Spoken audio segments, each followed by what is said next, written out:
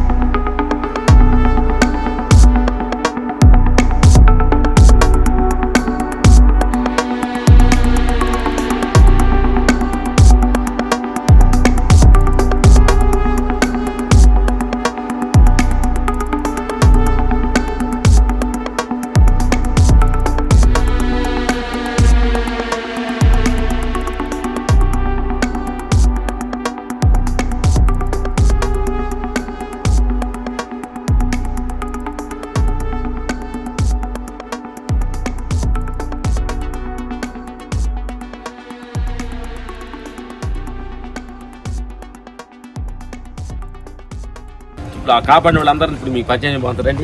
ముఖ్య కారకుడు తమ్ముడు మా మధ్య ఐడియా ఇచ్చింది తిమ్మప్ప పరమేశ్